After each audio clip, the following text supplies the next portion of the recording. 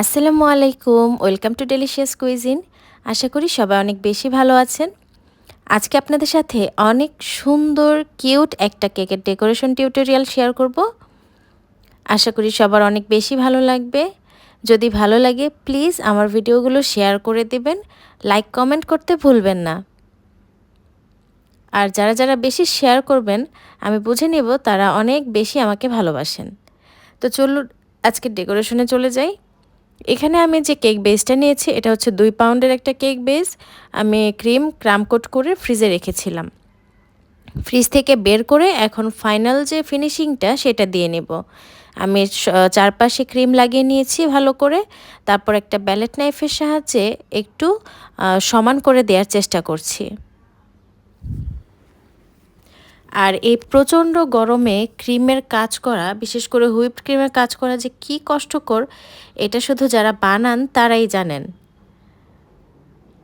তো এখন আমি হচ্ছে চারপাশে একটু লাইট পিঙ্ক কালার দিয়ে একটু শেড দিয়ে নিচ্ছি, যেহেতু আমার কেকের ডিজাইনে এটা ছিল।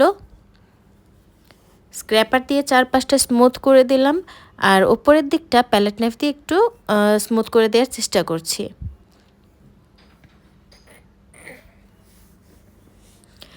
এটা সব কেকে যেমন হয় ঠিক সেরকমই, যেভাবে আর কি স্মুথ করা দরকার হয়, যে যেভাবে ভালো করে করতে পারে ঠিক সেভাবেই।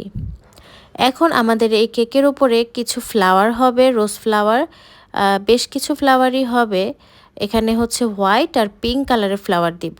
তো এখানে আমি রোজ বানিয়ে নিচ্ছি, আর এখানে আমি যে নজলটা ইউজ করছি সেই রোজ নজলের আসলে কোনো নাম্বার নাই। এটা আমি অনেক আগে কিনেছিলাম, কোনো নাম্বার ছিল না। তবে এটা দিয়ে আমার রোজগুলো অনেক সুন্দর হয়, আমার কাছে করতে ভালো লাগে।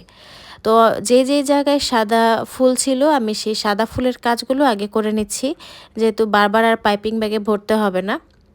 তো সাদা ফুলগুলো বসিয়ে নেওয়ার পর এখন আমি যে পিঙ্ক কালারের ফ্লাওয়ারগুলো ছিল পিঙ্ক কালারের ফ্লাওয়ারটাও করে নিচ্ছি। আর এই নজলের ফ্লাওয়ারটা যে কি সুন্দর হয় দেখে নিশ্চয়ই বুঝতে পারছেন।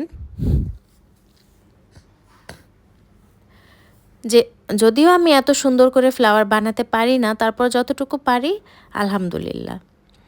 তো এখন পিঙ্ক কালারের যে ফ্লাওয়ারগুলো যেখানে যেখানে ছিল সেখানে আমি বসিয়ে নিচ্ছি।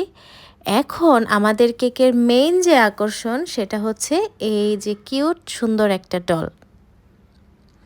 এই ডলটাকে আমি একটু ভালো করে সেট করে বসিয়ে দিচ্ছি, যেহেতু অনেক গরম, ক্রিমটাও নরম হয়ে যাচ্ছিল, ভালো করে বসতে চাচ্ছিল না, অনেক কষ্টে বসিয়ে তারপর আমি হচ্ছে একটা ছোট সাইজের রোজ নজল দিয়ে, একদমই ছোট এটা রোজ নজলটা, এটা দিয়ে সাইড দিয়ে পুতুলের যে ড্রেসটা ছিল সেটা দিয়ে দিচ্ছি।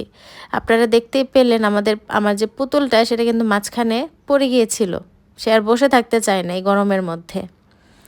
তো তারপর হচ্ছে একটু আমি ড্রেসের ডিজাইনটা করে দিচ্ছি, একটু একদম রাইটিং নজল দিয়ে ছোট একটা, তারপর উপরে যে ড্রেসের ডিজাইনটা সেটা করে দিয়েছি। তো এই তো আমাদের পুতুলের ড্রেস বানানো শেষ। এখন একদম লাইট গ্রিন কালারের ক্রিম দিয়ে পাতা দিয়ে দিচ্ছি। এখানে ক্রিমটা গ্রিন কালারটা আরেকটু লাইট হলেও সুন্দর লাগতো। তো এই তো আমার সিম্পলের মধ্যে গর্জিয়াস ডল কেক। সবার কাছে কেমন লাগলো আমাকে অবশ্যই জানাবেন। আর আপনারা আমার ভিডিওগুলো শেয়ার করেন না কেন বলেন তো? একটু শেয়ার করলে কি হয়? সবাই আমাকে সাপোর্ট করবেন। আজকে এ পর্যন্তই। আল্লাহ হাফেজ।